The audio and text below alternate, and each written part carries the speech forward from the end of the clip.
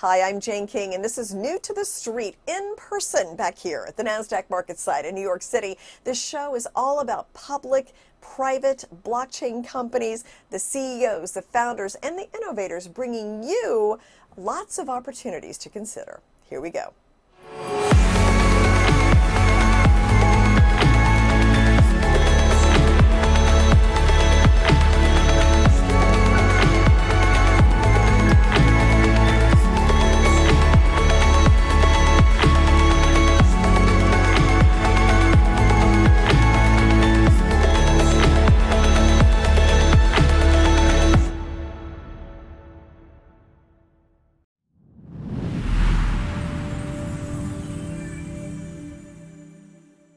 Tonix recently announced data from 3 oral presentations at the 2022 American Transplant Congress by faculty at the Center for Transplantation Sciences at Massachusetts General Hospital. And with me to explain the significance of this, the CEO, Seth Lederman. Great to see you again, Seth. Thank you for having me on, Jane. So let's talk about this. So this data involves studies of the TNX 1500 product candidate for the prevention of organ transplant rejection. So what did the data tell us about that? It was a very exciting day, and I was glad to be there in person. The faculty from Massachusetts General Hospital, which is a part of Harvard Medical School, are collaborating with us to study TNX 1500 in transplantation. And they got really interesting results in both kidney transplant and heart transplant. And this is a monoclonal antibody, which is one of the biggest categories in the pharmaceutical sector, because monoclonal antibodies are so specific and they have such great therapeutic potential that, except for Pfizer's mRNA vaccine, the biggest products in pharmaceuticals tend to be monoclonal antibodies. Yeah. What the results showed was the treatment with TNX 1500 prevented the rejection of kidneys or of hearts in monotherapy, meaning that they could be just used alone with only this therapy. Okay. So this is a really potential new treatment to prevent organ transplant rejection. Oh, interesting. And the monoclonal, by the way, I think we've all become familiar with that term. We've all gotten a lot more familiar with pharmaceutical terms, I think, over the past couple of years. Okay, so that's major. So this was an initial trial, or what's next for this? The TNX 1500 interacts with a molecule in the immune system called CD40 ligand. And people have tried to make good monoclonal antibodies against CD40 ligand for many years.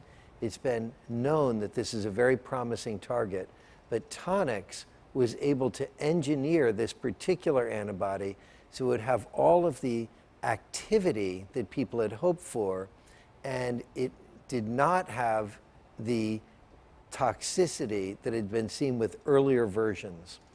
So the next step, we've guided that we will be in phase 1 trials in humans before the end of this year. Okay, interesting. Now you're also doing some work with Monkey Pox and smallpox, which I understand are kind of similar. This is TNX 801, and you presented some data there at the Canadian Society of Virology. So explain what you're working on there.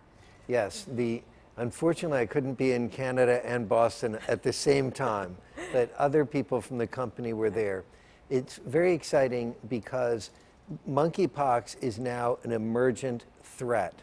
You may have seen that what started as a few cases outside of Africa has grown to first 300, then 900, and we don't know where it's going. Monkeypox is in the same family of viruses as smallpox. But we've been working on these 2 viruses, on a vaccine for these 2 viruses for many years. And we have already very compelling data showing that our vaccine protects monkeys from a lethal challenge with monkeypox. So we are racing forward to get this in a position for human clinical trials. Should we be worried about monkeypox? What do you think? Well, I think 2 things. One is that, as frightening as the current outbreaks are outside of Africa, they are from a West African strain of monkeypox And so far, to my knowledge, no one has died. There is a monkeypox strain in Central Africa that has a mortality that could be as high as 10%. Now that could be, it's more lethal in infants and in older people. So, but it has a significant mortality associated with it. So I think that we need to take this current monkeypox outbreak very seriously, but it's a warning sign that we need to be on the lookout for the Central African strain. Because if the Central Africa strain had the same outbreak outside of Africa, it would be devastating. But I don't mean to minimize what's already happened with the West African strain. This is a real threat to public health. Okay, and any final thoughts about Tonix, where you're headed for the rest of 2022? Well, Tonix is at a very exciting point. We're working some of the most exciting areas and some of the most challenging areas facing humanity today. Obviously, monkeypox is just breaking out all over the world. Originally came from Africa. Smallpox is a threat because of the risk of malicious reintroduction by rogue nations or terrorists. And one of our most exciting programs that's in the clinic now is for fibromyalgia, which is a pain disorder that causes a lot of disability and will soon be in the clinic with a treatment for long COVID, another big problem. So we have a lot going on at Tonix, and I'm very grateful to you for bringing me on the show to discuss it. No, I appreciate it. It's always interesting to hear, and important work too. So thank you. Thank you so much, Seth. Thank you. Okay.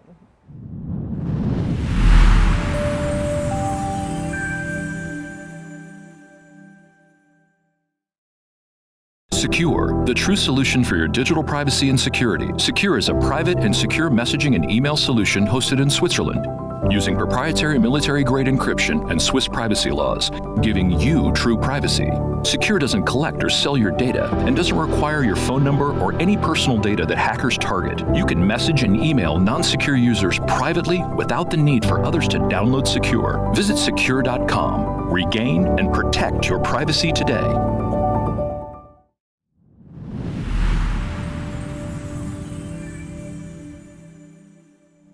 SKUR is a way to protect your instant messages, your email. They don't data collect, so it's particularly good for businesses that are looking to discuss some confidential information. And with me, the CEO of SKUR, Alain, to talk about let's talk about the hacks, because it seems like every day there's something. Some places getting hacked, millions gone. What kind of things are you seeing lately, these hacks? So hi everyone for watching us, and thank you for listening to us. So what happened is, the latest news has been the hack of remote work. There's a big trend on remote work. Even though COVID has abated a lot, now companies have that habit of, people are going to work from home in hybrid mode. So 3 days a week, you're going to be home. I was watching yesterday on Bloomberg, and they said 18 to 24-year-olds, if they can't work from home, they want to change their job. So this kind of work from home is going to stay with us. And the problem is the same problem we had during COVID, where you would call your credit card company and it's an overseas operator in India or the Philippines.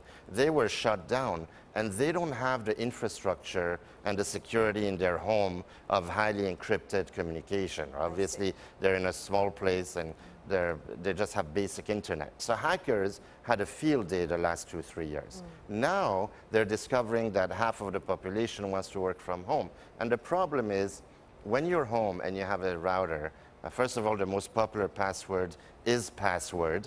And sometimes it's 1, 2, 3, 4, 5. Right. So you don't have a highly secure internet connection. Then you also mix. For example, you have an email, you use your Outlook, but then you're going to go on your WhatsApp to quickly chat with your coworker. Because if you and I are in an office, Jane, we basically can go to another room, have a conference, and do face-to-face meeting. Now it's all through chat and email. So it's like a paradise for hackers. They intercept everything, they hack, they data mine whatever you have, they go into your phone through these free big tech chat applications that we all use, And then eventually, you know, you get a big hat and it costs the company millions of dollars. You mentioned earlier that it's costing millions. The global economy in 2021 suffered a $6 trillion loss from real money that was stolen and loss of productivity. Yeah. The cyber hacking business is massive. Yeah. Well, it's interesting, the work from home trend. Now, do SKUR products, can they help with that? Absolutely. Okay. And I'll tell you how, because what happened is when you use Sekur with your Sekur send button, for example, you basically can send an email to somebody who is not part of Sekur. You go on your webmail. We have an application actually coming mid-June that you don't even have to go on the webmail anymore. And you send to somebody who has Gmail or Outlook or Hotmail, and that person receives a notice. They click on a link, and they can read your message, get as many attachments as you send them, and then they can reply, all of that without having to use Sekur. So it's a great way to protect the sender and the receiver. Yeah. You know, our viewers can go on sekur.com. You can go to the support page. We have a video tutorial, and you just check to see how to use Sekur Send. Yeah. And it's a part of our normal email service. Now, when you use chat, we all use these free applications, right? We're not going to name them all. Essentially, what happens is not everybody has Secure Messenger, right? So what happens is you should be able to chat with somebody securely. So we invented something called chat by invite. So if I have Secure Messenger and you don't, I can send you a text. You will get a text. You'll click on a link, and then we chat together. Okay. So it's a pretty amazing And it's encrypted tool. on both ends. It's encrypted on both Okay. ends. Yeah, basically, you don't need, the recipient doesn't need to download Sekur. But then when you're done with your conversation, you can basically terminate the conversation and nobody can get in. So let's talk about a little business here. I know that you've raised some money. Can we talk about that? Sure. Okay. So tell me about that and the uplisting. Sure. So we raised, what happened is we have a plan to uplist to NASDAQ. You know, of course, I have to do full disclosure. There's no guarantee we're going to be there, but we have done the process. We had about 5 offers from investment bank. We selected one, and now we started the process. Before that process, we were in the middle of raising money for a few shareholders that missed out on our November raise. So we're going to raise about, you know, $500,000. We went to had 700,000. The price was 28 cents US with a full warrant at 56 cents for 2 years. And we were happy because we raised more money. We had to stop it at some point because we had a hard deadline of April 19. Because from that date onward, we are starting our process for the SEC filing. So the company has about 5.7 million in the bank, US dollars. 7 point something Canadian dollar, no debt. Today, with the money that we have enough cash, enough runway to go to profitability. However, we plan to uplist to NASDAQ to get more funding as well because we can accelerate the growth. Meanwhile, we've done a pretty good milestone. We just got upgraded to OTCQX.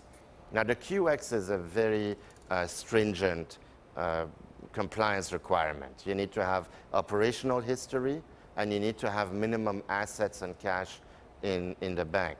So meeting that requirement really is a testimony to how serious we are and what kind of company we are, even though we're a small cap or micro cap. And we definitely have the right requirements to meet those higher stringent requirements. So we're excited. The QX, you know, OTC has been amazing with us. Of course, being on NASDAQ opens to the entire globe and also bigger funds, etc. Right. Okay. Thank you, Alain. Congratulations and best of luck. Thank you, Jane. Thanks, everyone, for watching.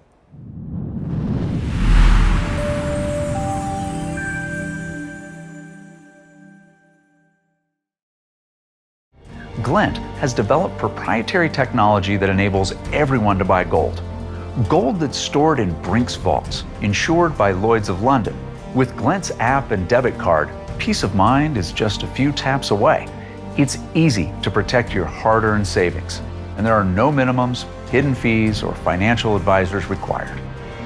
To learn how to safeguard your future, go to glintpay.com or download Glint from your favorite app store.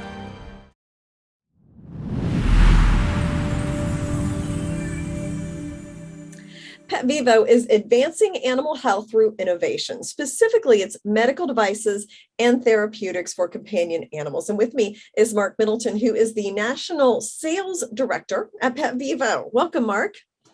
Good morning. Good morning. Thank you, ma'am, for inviting me. Oh, yeah, no, it's great to talk to you. And tell me about your experience in animal health. Well, I'm definitely older than you. There's no doubt. It goes a long way. I've been in distribution in the beginning of my career for the first 3 decades and got to run a very large company in distribution and learned a lot about that side of the business. Then spent the last 10 years inside of FDA manufacturing, as well as consulting with private equity groups in the merger and acquisition market, opportunities for them inside the animal health space. Let's talk about Spring, which is kind of their star product. Where are you currently marketing it? What are your plans for Spring? The plan for Spring with Otcqx technology, it's an interarticular placed product. So it's put in joint space, capsules, whether it be equine, whether it be small animal. But the fact of where we're currently marketing it inside of the companion animal market and the equine market, it is absolutely the right time because most everything available out here in the market that's most all the products are non-biologic. We're all naturally derived Otcqx technology, Spring, or man-made synthetics. So the uniqueness of this naturally derived product in this current space with the length of duration of activity was very, very appealing. And so it's good for the equine market and very good for the small animal market, from an osteoarthritis situation to lameness issues and indications that can happen. A lot of companies will say, well, we've got disruptive products, and they'll grow the market. Well, this isn't a knockoff. This is not a generic. This is not a pharmaceutical. It's a naturally derived product made in the U.S., researched and developed for nearly 20 years in the U.S. market. And it's disruptive in the sense that it's absolutely going to improve medical outcomes for patients that the veterinary physicians are seeing every day. And it's going to grow the market overall for a naturally derived components that have the scientists inside of PetVivo have learned how to put them together and have a long period of duration for joint and lameness issues. It's very exciting. And the fact that it's manufactured in the U.S., all naturally derived components out of the U.S., when you just look around the last 2 years of our world and how disruptive our everyday life has been, Jane. Oh, yeah. You think about all the sourced products from overseas and the difficulty. Well, this is a U.S.-based company, U.S.-based research, and now being marketed to the veterinary physician to help medical outcomes for patients. Yeah, it's pretty exciting. Oh, well, great to hear about it, Mark. Yeah. Thank you so much for joining me today to talk more about your role at PetVivo. Well, I'm very humbled, and thank you very much for your questions. And I'm humbled to be here and excited for the veterinary community to get their hands on this tool because it's going to help them. It's exciting and it's naturally derived. Thank you, Jane. Have a good morning. You too. Bye-bye.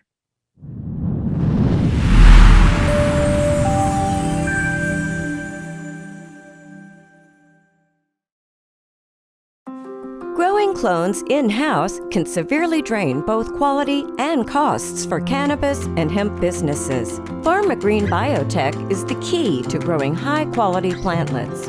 PharmaGreen Services includes premium tissue cultured starter plantlets and live preservation of any plant species. Grow into the future of optimized plant growth with PharmaGreen. See our update at update.pharmagreen.ca.